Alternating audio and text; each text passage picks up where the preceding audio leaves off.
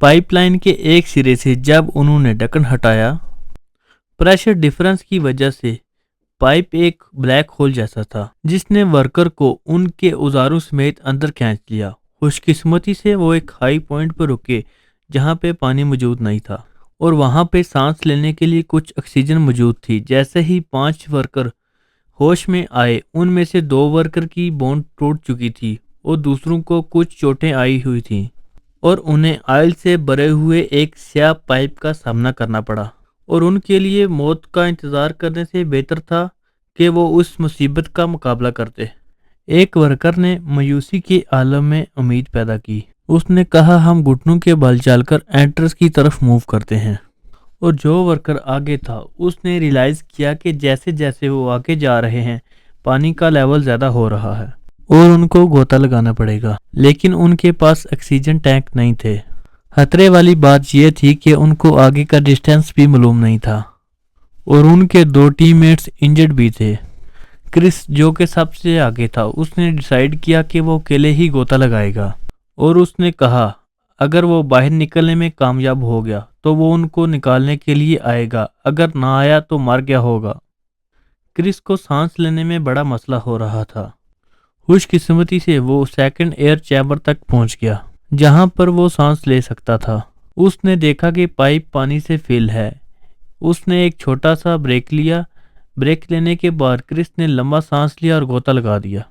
खुशकिस्मती से उसके हाथ कोई चीज़ लगी। करीब जाने पर देखा कि वो एक ऑक्सीजन टैंक था। क्रिस के दिल में उम्मीद की लहर पैदा हुई। वो टैंक ऑक्सीजन की मदद से आगे बढ़ने लगा, लेकिन 1-1.5 घंटे के बाद भी उसके को पाइप के सिरे का असर नजर न आया और ऑक्सीजन टैंक से ऑक्सीजन भी कम होती जा रही थी।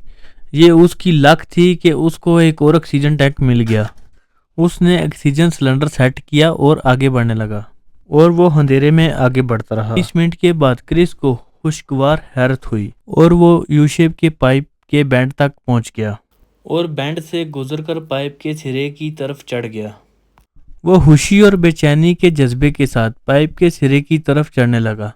एक दफ़ा फिर कामयाबी या नाकामी। क्रिस ने पानी की सतह के आने के बाद ज़ोर ज़ोर से मदद के लिए चलाना शुरू कर दिया। अब तक उनको पाइप के अंदर 2 घंटे गुजर चुके थे। जो बोर्ड पे खड़े उनके साथी थे उनको एहसास हुआ कि कुछ गलत हो चुका है। जो बोर्ड पे खड़े उनके साथी थे उन 5 वर्कर को देखने के लिए डाइविंग बेल के अंदर गए। उन्होंने सिर्फ पाइप के अंदर क्रिस को देखा जो कि मदद के लिए पुकार रहा था। जैसे ही क्रिस को रेस्क्यू किया गया तो उसने जल्दी जल्दी पाइप के अंदर की सूरत हाल बताई। उसने LMCS कंपनी को उन 4 वर्कर को रेस्क्यू करने की इल्तिजा की और उसके बाद वो कोमा में चला गया और जब उसकी आंख खुली तो वो हॉस्पिटल के अंदर मौजूद था। उसने सबसे पहले उन 4 वर्कर की मदद के लिए कहा। उसको बताया गया कि डाइवर्स समुंदर की तह में जाकर पाइप से टाइपिंग की आवाज़ सुनी है।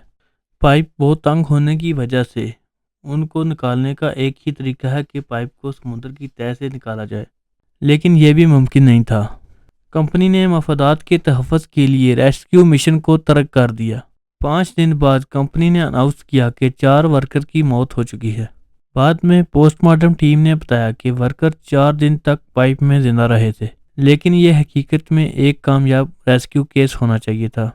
लेकिन मुनाफा की वजह से एक सानिया में बदल गया और जिंदा बच जाने वाला कंपनी को अदालत ले गया, लेकिन मुकदमा अभी तक पेंडिंग